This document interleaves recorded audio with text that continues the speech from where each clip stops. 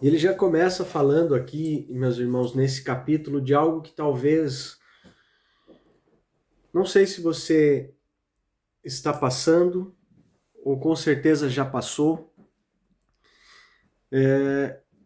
e por algum momento que passando por situações como esta que Paulo vai nos descrever aqui no início do capítulo 9, às vezes nós nos questionamos, né? Às vezes nós perguntamos, poxa, será que às vezes um momento de tristeza, um momento de angústia, um momento que nos aflige de verdade, será que o Senhor está conosco? Será que nós estamos buscando da maneira que deveríamos, né? Ou será que estamos afastados de Deus? Quero ir até um pouco mais longe aqui antes de começar a ler o capítulo, né? Muita gente às vezes trata essa tristeza profunda, esse sentimento de incompreensão, ou até mesmo, em casos mais extremos, uma certa depressão, por assim dizer, né? E tratamos isso como ausência de Deus, ou mesmo que estamos longe do caminho de Deus, estamos longe da sua presença e por isso somos acometidos de tais sentimentos ou de tais tristezas. E com o início desse capítulo aqui, e eu posso também citar outros exemplos e outras passagens, né, de outros personagens aqui da Bíblia, que foram afligidos por tais tristezas, desânimos e situações extremas, de se questionar, né, de se perguntar se aquilo era correto, se estava tudo bem ou se não estavam. E vemos que eram pessoas que estavam muito próximas a Deus. Então aqui eu posso afirmar, sem medo de errar, que esses momentos de extrema angústia, esses momentos de aflição, esses momentos de tristeza, não deixe com que o inimigo coloque isso na sua cabeça, meus irmãos, que isso é falta de Deus, que é falta de busca, que é um afastamento dos caminhos do Senhor, porque não é, né? Estou falando isso porque a gente vai entrar diretamente neste verso aqui agora no capítulo 9 e vai reforçar isso que eu estou te dizendo, né? Estou trazendo às vezes com outras palavras porque eu sei que às vezes a gente se questiona e passa por situações que nos levam a pensar: será que eu estou no caminho certo? Será que eu estou fazendo a coisa certa? Será que o Senhor está comigo? Né? Mas não podemos deixar de lembrar que somos humanos, somos criaturas de Deus, feitos de carne e osso, temos sentimentos e também não podemos deixar de fazer esse pequeno comparativo que Jesus, enquanto esteve nessa terra como homem, ele sentiu algumas coisas que nós sentimos hoje. E nem por isso ele estava longe do Pai, né? Nem por isso ele estava longe daquilo que ele deveria fazer, longe do seu caminho. E a gente tem outros personagens, e aqui a gente vai falar especificamente de Paulo, né? Sem mais exemplos, vamos aqui ao capítulo 9 de Romanos, ver o que Paulo escreve aos Romanos. Digo a verdade em Cristo, não minto. Minha consciência o confirma no Espírito Santo. Tenho grande tristeza e constante angústia em meu coração. Pois eu até desejaria ser amaldiçoado e separado de Cristo por amor dos meus irmãos, os da minha raça. É um pouco difícil até iniciar a leitura e ouvir alguém que eu me inspiro tanto assim nos exemplos e tudo, falando dessa forma. E isso ressoa muito forte para mim, assim, né? Quando alguém fala desta forma ou quando a gente se sente mesmo dessa forma, né? Ao ponto de dizer assim: eu tenho grande tristeza e constante angústia no meu coração. Mas como pode isso acontecer com Paulo? Com as experiências que ele teve, com tudo que ele passou, com tudo que ele viveu, com tudo que ele ensinou até aqui. E a gente não viu um terço do que ele fez, porque a gente só está no início do livro de Romanos. A gente vai ver muita coisa ainda que ele fez. E nessa altura, ele já falava dessa forma. tenho grande tristeza e angústia em meu coração. Então, que isso não nos tire a esperança de estarmos no caminho correto se passamos por dificuldades. E a gente vai ver por que Paulo tinha essa tristeza e essa angústia no coração, né? Como eu li aqui no verso 3, a gente vai repetir: pois eu até desejaria ser amaldiçoado e separado de Cristo por amor dos meus irmãos, os de minha raça, o povo de Israel. Deles é a adoção de filhos, deles é a glória divina, as alianças, a concessão da lei, a adoração no templo e as promessas. Deles são os patriarcas, e a partir deles se traça a linhagem humana de Cristo, que é Deus acima de todos, bendito para sempre. Amém. Então notem que Paulo ele traz essa tristeza no coração, ele expõe isso aqui diante aos romanos a quem ele estava escrevendo a carta, né? Então, aqui é um exemplo muito rápido que eu trago, né? Esses pastores, pregadores e famosos da internet, ou mesmo aqueles que a gente conhece pouco ao redor da mesa, mas vê algumas atitudes, quando se mostram muito santos, muito irrepreensíveis, que não têm erros e que não têm dificuldades. Gente, a gente está vendo Paulo, né? Quem foi Paulo, né? O que ele nos ensinou, o que ele fez, qual é a sua história. E esse camarada, ele está falando: eu tenho profunda tristeza e angústia no meu coração. E nos tempos de hoje, a gente vê pessoas que não mostram o menor sinal de fraqueza, mas ainda assim querem externalizar uma santidade extrema, que é completamente incoerente, né? Paulo, cada vez que ele pregava, cada vez que ele ensinava, que ele falava, sempre o nome de Jesus era exaltado, ele era colocado sempre como talvez miserável homem que sou, como ele mesmo nos disse, e ainda ele expõe a fraqueza do seu coração, as suas tristezas, as suas dificuldades, né? Que isso sirva também de exemplo para nós, para termos como parâmetro nos dias de hoje a quem a gente tem dado ouvidos, a quem a gente tem acompanhado, né? Eu sei que virou quase que uma moda aí há um tempo atrás na internet, muita gente pregando, trazendo mensagens, falando isso, falando aquilo, mas e que tipo de pessoas são essas, né? Quem são essas pessoas que nos trazem mensagens que podem arrastar multidões aí pelo teor da mensagem, mas quem é realmente essa pessoa, né? A gente não conhece, a gente não sabe. Então, que esses exemplos que a gente vê na Bíblia, esses personagens aqui que a gente conhece a história através das Escrituras, que a gente os tenha como parâmetros para poder ver quem a gente tem ouvido hoje, quem a gente tem acompanhado hoje, né? Se realmente são pessoas de uma santidade extrema, se são pessoas que têm dificuldades ou não, né? Se são pessoas reais verdadeiramente. Porque eu digo para vocês, já disse uma vez, duas, três e volto a repetir, enquanto estamos aqui diante da câmera, é muito fácil fazer um personagem, é muito fácil contar histórias e preparar narrativas aonde vai convencer muita gente. O que não é o meu intuito aqui. O que para aqueles que já tiveram uma proximidade aqui sabem das dificuldades atravessadas para poder estar aqui nesse momento, sabem da realidade do dia a dia, sabem de cada passo, por isso que eu prefiro, né, a mesa que os púlpitos, porque ali o contato é verdadeiramente transparente. Na mesa a gente pode ser de verdade. E é claro que devemos procurar ser assim também, nos púlpitos, diante das câmeras e tudo, mas nem sempre é assim que acontece. Então que esta palavra, que este tipo de exemplo aqui, sirva também para que nós possamos analisar aqueles a quem temos ouvido, né?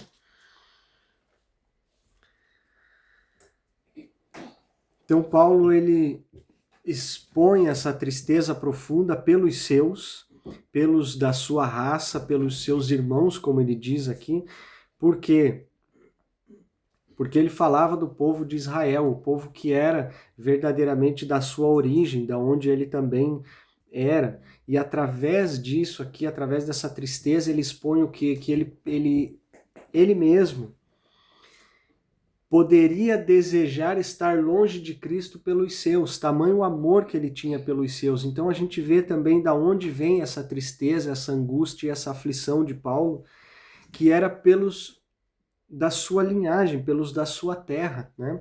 Então, nunca aqui a gente vai ver Paulo agindo também com egoísmo. Às vezes a gente está triste, às vezes a gente está chateado, às vezes tá angustiado, mas entendam que não podemos ser egoístas ao ponto de nos chatearmos por nós mesmos e simplesmente pelo nosso propósito, pela nossa vontade. O reino de Deus, ele é feito de forma coletiva. É um reino, não é um território de um só.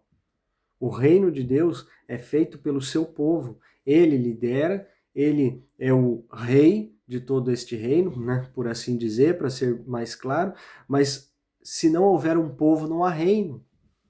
Então, quando falamos do reino de Deus, não podemos pensar de uma forma egoísta. Eu vou pensar naquilo que me faz bem, naquilo que eu quero, naquilo que eu preciso desse momento. A palavra vai nos dizer aqui muito bem claro também que aquele que quiser ser o maior no reino, ele deve servir a todos, ele deve se fazer o menor. Logo a gente entende que isso se trata de um coletivo. Continuando, né, no exemplo de Paulo, essa angústia toda que ele está falando aqui, essa tristeza toda, é pelos seus, é pelo seu povo. Então o clamor de Paulo era para que ele pudesse ter todos os seus ao seu lado. Ou seja, ao lado de Cristo neste reino. A gente vai ver que não é exatamente isso aqui que vai acontecer e o porquê ele fala dessa angústia e dessa tristeza. Verso 6. Não pensemos que a palavra de Deus falhou, pois nem todos os descendentes de Israel são Israel. Nem por serem descendentes de Abraão passaram todos a ser filhos de Abraão. Ao contrário, por meio de Isaque, a sua descendência será considerada. Noutras palavras, não são os filhos naturais que são os filhos de Deus, mas os filhos da promessa é que são considerados descendência de Abraão. Pois foi assim que a promessa foi feita. No tempo devido, virei novamente e Sara terá um filho. Se a gente pega uma linha genealógica aqui, se a gente pega a geração de Abraão, a gente vai ver que saem duas linhagens, né? Saem dois povos. Para quem não conhece bem a história aqui, vai saber que a grande divisão de dois povos que nós temos hoje vem dessa desobediência de Abraão. É um tema para uma outra aula. Mas se a gente pega a linha biológica ali, o filho realmente gerado de Abraão, os dois eram, né? Tanto o filho da promessa quanto o filho da desobediência. Os dois eram filhos biológicos de Abraão. Então a gente pode dizer, é uma descendência. Sim, realmente, é uma descendência de Abraão. Mas a gente acabou de ler aqui, né? No verso 7, nem por serem descendentes de Abraão, passaram todos a ser filhos de Abraão. Mas como assim? Se os dois eram descendentes, se os dois eram filhos, por que os dois povos foram diferentes, né? Aí aqui o verso explica, por meio de Isaque, a descendência será considerada. Quer dizer, tudo aquilo que vem debaixo de uma desobediência, tudo aquilo que sai do plano de Deus, o Senhor não tem compromisso com isso. O Senhor tem compromisso com aquilo que ele mandou fazer. Ele tem compromisso com aquilo que ele direcionou para fazer. Se ele não direcionou, pode até ser um filho gerado de você. Você pode até ter feito algo com uma boa intenção, falando de Deus, trabalhando para o seu reino. Poxa, mas não funciona, não anda, não vai para frente, mas não dá certo. O que é isso? Pode ser o filho da escrava. Pode ser um filho gerado no seu ventre, no seu seio, mas não foi autorizado por Deus. E Deus não tem compromisso com isso. Não queira colocar a responsabilidade sobre Deus naquilo que não foi Ele que pediu para ser feito.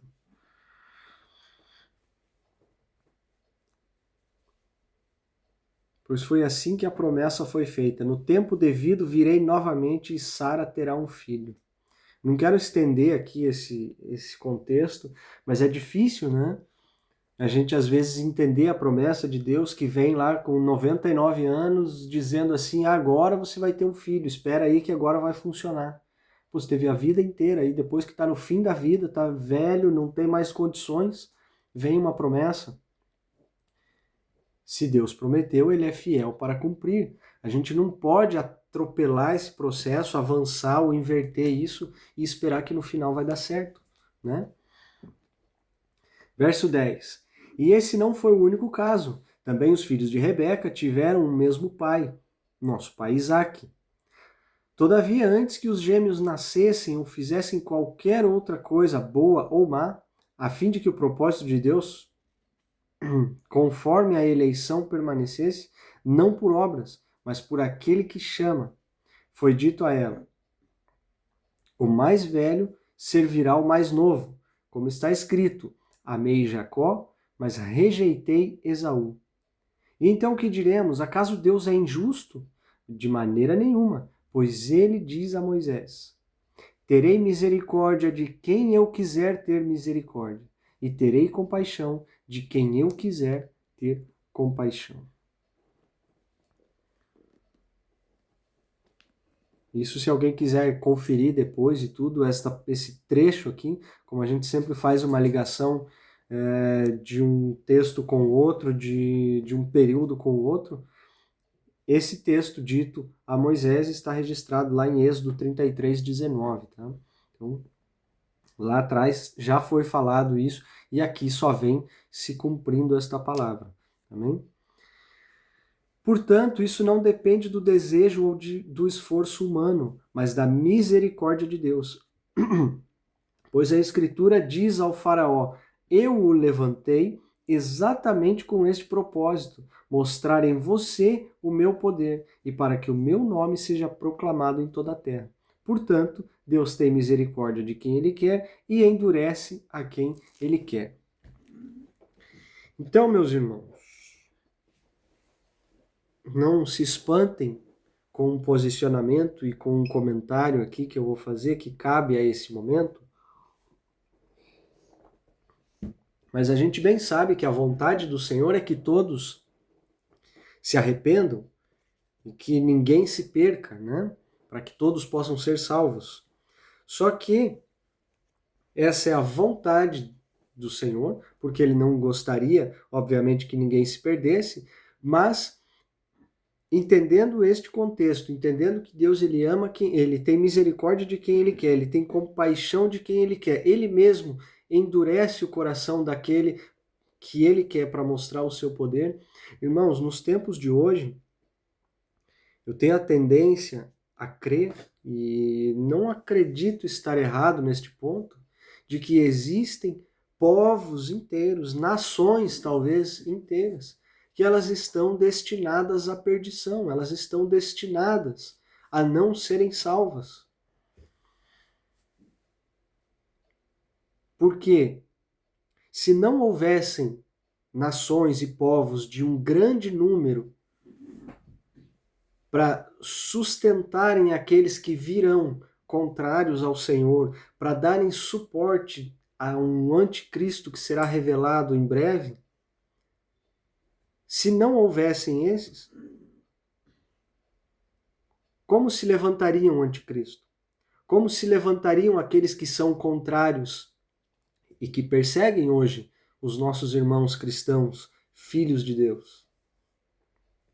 Então é necessário que hajam povos que conheçam a palavra de Deus e ainda assim sejam capazes de recusá-la. Eu acredito que eu não sou o único, vocês devem conhecer alguém que já conheceu, já se decepcionou com a igreja, com pastores, com cristãos, e se desviou, e se perdeu do caminho, ou que estão plenamente conscientes de quem é Jesus, de quem é Deus, e recusam. Não sou só eu que conheço pessoas assim, eu acredito que tem mais aqui entre nós que conheçam. Existem ainda aqueles que não tiveram acesso. E acredito que vocês vão concordar comigo que são esses os nossos alvos. É levar a palavra de Deus àqueles que ainda não conhecem. Porque aqueles que já conhecem, de uma certa forma, eles já tomaram a sua decisão, já tomaram o seu partido, o seu lado da história. Porque é impossível, meus irmãos, que a gente conheça a palavra de Deus, que a gente tenha um encontro com Cristo e fique da mesma forma. Eu não consigo compreender isso. Porque ou você conhece, aceita, crê e muda e segue ao Senhor, ou a gente vai conhecer, vai entender um pouco da história, vai ouvir aquilo que alguém vai pregar para nós a respeito de Cristo e vai recusar totalmente. Então, a partir do momento que temos contato com a palavra de Deus, a partir do momento que temos contato com quem é Cristo, o Filho de Deus, a gente pode muito bem tomar uma decisão. A gente é muito bem capaz de fazer isso. Olha, legal, isso aqui eu creio e tal, vamos caminhar para aprender mais. Ou não, isso aí para mim é balela, eu não quero nem saber disso aqui, eu vou para o outro lado. Beleza, você tomou a sua decisão. Então, para aqueles que já conhecem, eu acredito que não faz muito efeito a gente ficar chovendo no molhado e patinando a respeito de uma coisa que a pessoa já conhece e já tomou a sua decisão. Por exemplo, vocês que nos acompanham aqui já há algum tempo, agradeço a todos, mas nós estamos caminhando rumo ao conhecimento, rumo ao reino de Deus, e aqui aprendemos um pouco mais a cada dia. Mas nós tomamos a decisão de crermos naquilo que a palavra nos diz e seguirmos esse caminho. Ah, quer dizer que uma vez que eu segui eu não preciso mais fazer nada, tá tudo bem, tá tudo certo? Não, a gente vai renovar a nossa mente, a gente vai aprender cada dia mais, porque a palavra ela é viva, eficaz e ela se renova a cada dia. Então é por isso que não aprendemos um dia e depois paramos.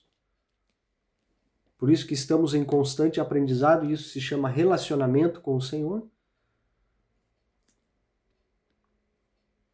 Mas eu também não posso ficar aqui tentando, a cada um de vocês que estão aqui ou vocês que vão assistir depois e tudo, não é o nosso papel, não é o meu papel pregar para aqueles que já conhecem sempre a mesma coisa e ficar tentando converter a gente a cada dia. Já viram isso? Às vezes, não sei se falta palavra, falta conteúdo ou o que é. Eu vou tentar para aqueles que já conhecem a palavra de Deus, a gente vai ficar tentando reconverter a pessoa todo dia, tentando convencer disso, convencer daquilo. E não vai funcionar, porque quem faz isso é o Espírito Santo. À medida que cada um se interessa em se aprofundar na palavra de Deus, em se relacionar com Ele. Agora, aqueles que já ouviram e também já recusaram, o meu papel é orar por esses.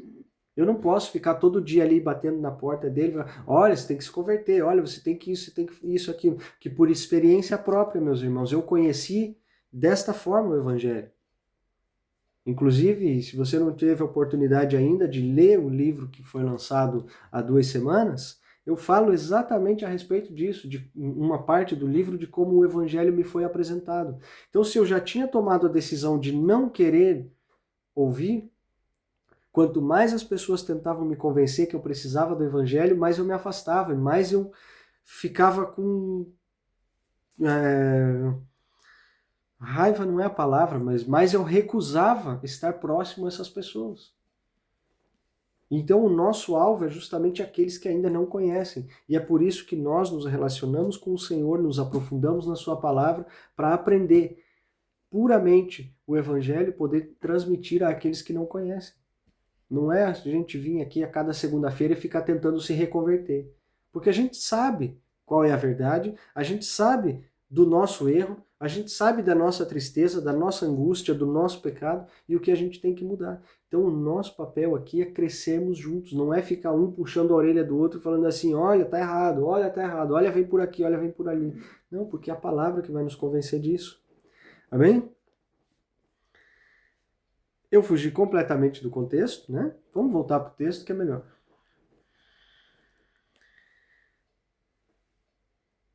Verso 19. Mas algum de vocês me dirá, então, por que Deus ainda nos culpa? Pois quem resiste à sua vontade? Mas quem é você, o homem, para questionar a Deus? Acaso aquilo que é formado pode dizer ao que o formou? Por que me fizeste assim? O oleiro não tem direito de fazer fazer do mesmo barro um vaso para fins nobres e outro para fim desonroso? E se Deus, querendo mostrar a sua ira e tornar conhecido o seu poder, suportou com grande paciência os vasos de sua ira, preparados para a destruição, quer dizer, se ele fez isso para tornar conhecidas as riquezas da sua glória, os vasos da sua misericórdia que preparou de antemão para a glória, ou seja, nós, a quem também chamou, não apenas dentre os judeus, mas também dos gentios, como ele diz em Oséias, chamarei meu povo a quem não é meu povo, e chamarei minha amada a quem não é minha amada. E acontecerá que, no mesmo lugar em que se lhes declarou, vocês não são meu povo, eles serão chamados filhos do Deus vivo. Isaías exclama com relação a Israel, embora o número dos israelitas seja como a areia do mar, apenas o remanescente será salvo. Pois o Senhor executará na terra sua sentença rápida e definitivamente, como anteriormente disse Isaías. Se o Senhor dos Exércitos não nos tivesse deixado descendentes, já estaríamos como Sodoma e semelhantes a Gomorra. Entendem a matemática de Deus como ela é contrária àquilo que a gente pensa, contrária àquilo que a gente espera? Ela é diferente da nossa lógica, né? Aqueles que eram povo de Deus, que deveriam ser chamados povo de Deus, a gente vê aqui no verso 25, que não serão chamados assim. Aqueles que não eram o povo de Deus, os gentios, aqueles que eram completamente fora do contexto do que os judeus esperavam, estes serão chamados meu povo. Será chamada de minha amada aquela que não é minha amada. E isso aqui a gente vê o exemplo dos filhos de Abraão. Um que era para ser chamado de filho, onde Abraão cria nele, que estaria ali colocando a sua descendência. Ele fez errado, ele fugiu da promessa, e estes não são chamados filhos de Deus. E este é um povo filho da desobediência.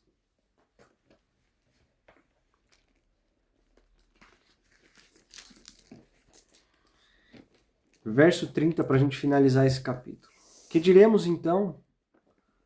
Os gentios que não buscavam a justiça obtiveram uma justiça que vem da fé, mas Israel, que buscava uma lei que trouxesse justiça, não alcançou. Por que não? Porque não a buscava pela fé, mas como se fosse por obras. Eles tropeçaram na pedra de tropeço, como está escrito. Não sei se na Bíblia de vocês vai separar aqui, na minha está entre aspas, pedra de tropeço.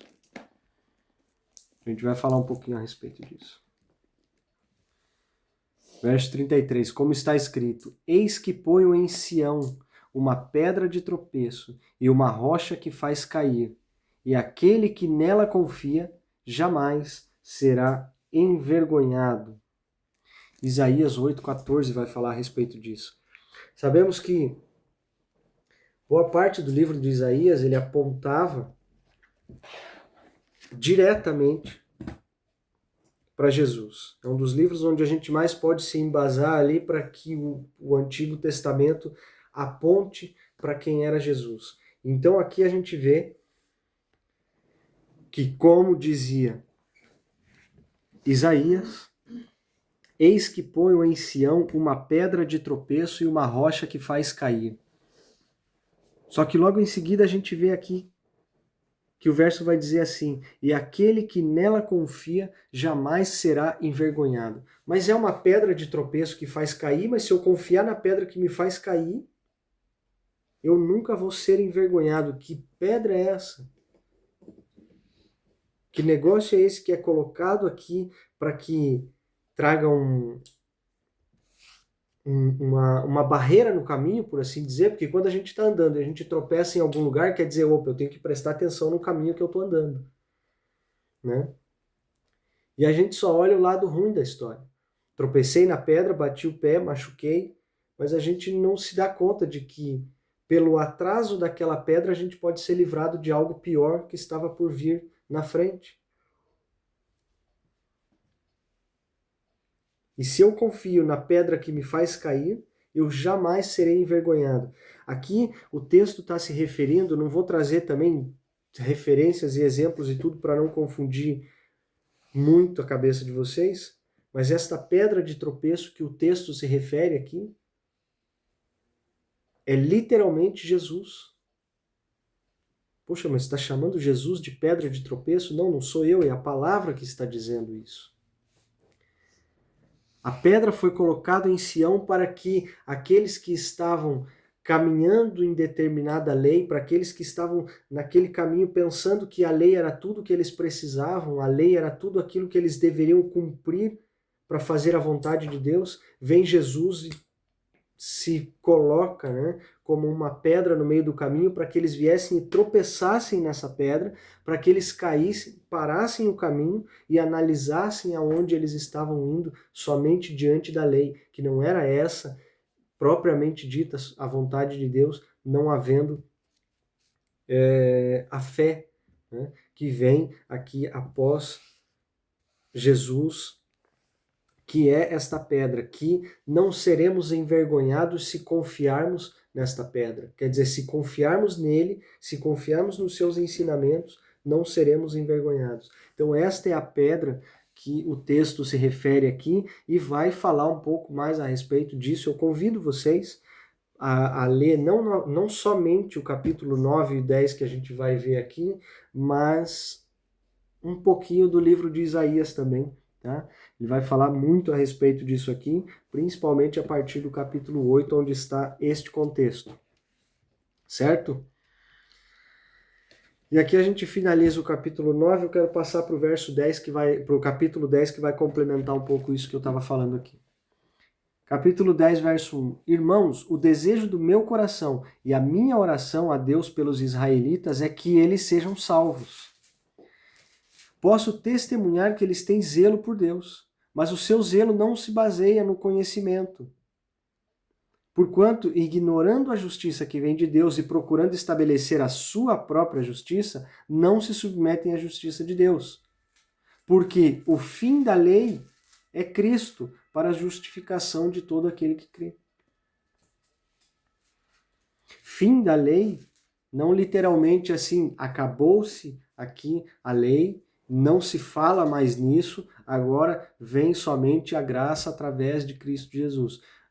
Aqui o texto está dizendo que a finalidade de toda a lei, tudo aquilo que a lei estava apontando, então o propósito de toda a lei era Cristo.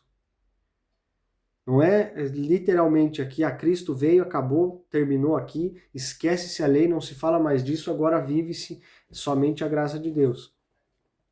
A gente pode talvez até olhar dessa forma, mas não pode se anular a lei, porque a gente vai ver que depois da graça, a gente não cumpre ali, arrisca aquela lei como faziam os judeus, talvez dia após dia, lendo e fazendo um xizinho, né? Isso aqui eu fiz hoje, isso aqui eu fiz, isso aqui eu fiz. Não necessariamente dessa forma, mas a gente não descarta a lei. A gente vai ver nos próximos livros, nos próximos ensinamentos, que a graça de Deus, ela torna, por mais leve que pareça, mas ela torna a lei muito mais pesada do que ela era. Né? Vamos ver isso mais para frente aqui. Vou deixar a interrogação aqui para as próximas aulas, né? Que vai ser interessante falar a respeito disso. Vamos nos ater aqui ao texto e ver o que mais ele fala. No verso 5. Moisés descreve desta forma a justiça que vem da lei. O homem que fizer estas coisas viverá por meio delas. Mas a justiça que vem da fé diz: não diga em seu coração quem subirá aos céus, isto é, para fazer Cristo descer, ou quem descerá ao abismo, isto é, para fazer Cristo subir dentre os mortos. Mas o que ela diz? A palavra está perto de você, está em sua boca e em seu coração, isto é, a palavra de fé que estamos proclamando. Então, quer dizer, já não diz respeito somente à lei literal do papel, que poderia não estar dentro de cada um, né? Era somente aquilo que fosse visto, aquilo que fosse provado, aquilo que fosse pego em flagrante, por assim dizer, né? Ah, você não está cumprindo a lei, então quer dizer, a lei não precisava necessariamente estar dentro do coração, né? A lei, ela era algo físico, prático ali, onde através dessa lei eram julgados aqueles que não a cumpriam. A partir daqui, Paulo já está falando, olha, presta atenção, Cristo veio, ele cumpriu toda a lei, nos deixando o exemplo de que é possível cumpri-la, mas a partir de agora, né, verso 8, o que ela diz? A palavra está perto de você, ela está em sua boca e em seu coração. Isto é, a palavra que estamos proclamando. Então, tudo aquilo que antes era só escrita, tudo aquilo que antes era só lei, agora está em nós. Agora está muito mais próximo do que simplesmente um aglomerado de leis onde pessoas iam se basear nela para dizer, olha, você fez, você não fez. Agora a lei cabe a cada um. E isto chamamos de graça de Deus. Teve um exemplo muito simples que eu ouvi logo no início da minha caminhada que não saiu nunca da minha cabeça e faz muito sentido, né? Hoje quase não se vê, mas eu acho que vocês vão entender do que eu estou falando. Quando em determinados locais públicos a grama, né, a vegetação era tão preservada, tão cuidada, que os estabelecimentos colocavam uma plaquinha, né, na grama ali, assim, ó, não pise na grama, simbolizando bem o que é uma lei, né? Você olha a placa, você sabe que você não pode pisar na grama e, de acordo com aquela placa, se alguém vê você pisando na grama, vai te acusar, dizendo, olha, ali está dizendo que você não pode pisar na grama. Então essa era a lei do Antigo Testamento, aonde as pessoas poderiam julgar umas às outras olhando para o papel e a atitude daquele que estava cometendo o erro. Na graça de Deus, com a palavra perto de nós, né, como lemos aqui, a palavra está perto de nós, na nossa boca e nosso coração, isto é a palavra de fé que estamos proclamando, já não temos mais essa plaquinha na grama dizendo, olha, não pisa lá na grama. Essa plaquinha agora está fincada no coração, está cravada aqui dentro, e você vai olhar para a grama e vai falar, opa, eu não posso pisar ali na grama pela minha consciência, porque eu sei que se eu pisar vai estragar. Eu não preciso de ninguém mais olhando para a placa e falando para mim, olha, não pisa. Agora a consciência é minha. Agora eu tenho esse conhecimento, eu tenho esse cuidado. E é isso que faz a diferença aqui para nós entre lei e graça, né? A lei antigamente dizia, não mata, não faz isso, não faz aquilo, não faz aquele outro. Por quê? Se você fosse pego fazendo, de acordo com a lei, você seria punido. Hoje a graça vai dizer, não faça, você sabe que você não pode fazer, porque você não pode fazer o mal para o seu irmão. Só que ela vai pesar um pouquinho mais ainda, por exemplo, fazendo o comparativo do homicídio, que se a palavra vai nos dizer isso também aqui, que se nós nos reunirmos dentro da nossa casa e estamos falando mal de um irmão, já estamos cometendo assassinato contra esse irmão. Né? Essa é a graça de Deus, que achamos que é uma leveza só, mas no fim não, ela é muito mais pesada do que a lei propriamente dita. Certo? Verso 9. Se você confessar com a sua boca que Jesus é o Senhor e crer em seu coração que Deus ressuscitou dentre os mortos, será salvo. Pois com o coração se crê para a justiça e com a boca se confessa para a salvação. Como diz a Escritura, todo aquele que nele confia jamais será envergonhado. que a gente acabou de ler, né? Aquele que confiar nesta pedra de tropeço jamais será envergonhado. E aqui a gente está vendo exatamente quem ele é, como fazemos para sermos salvos e para não sermos envergonhados. E o verso 12 ainda vai colocar todo mundo aqui na mesma mesa sentada, né? Não há diferença entre judeus e gentios, pois o mesmo Senhor é o Senhor de todos e abençoa ricamente todos os que invocam, porque todo aquele que invocar o nome do Senhor será salvo. Interessante isso, né? Ah, mas a palavra veio para os judeus e os judeus não receberam e tudo. E mas vocês são gentios e vocês não podem isso, não podem aquilo. O Senhor veio para todos. Ah, mas hoje tem aquele outro, aquele assim, assim, assim. O Senhor veio para todos. Aquele que invocar o nome do Senhor será salvo. Aquele que confessar com a sua boca que Jesus é o Senhor e crer em seu coração que ele ressuscitou dentre os mortos, será salvo. Amém?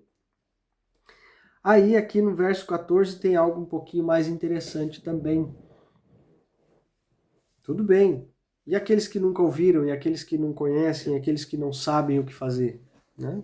Vamos lá ver o que o verso 14 nos diz, o que Paulo nos ensina com isso.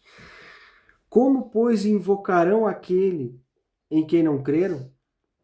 E como crerão naqueles de quem não ouviram falar?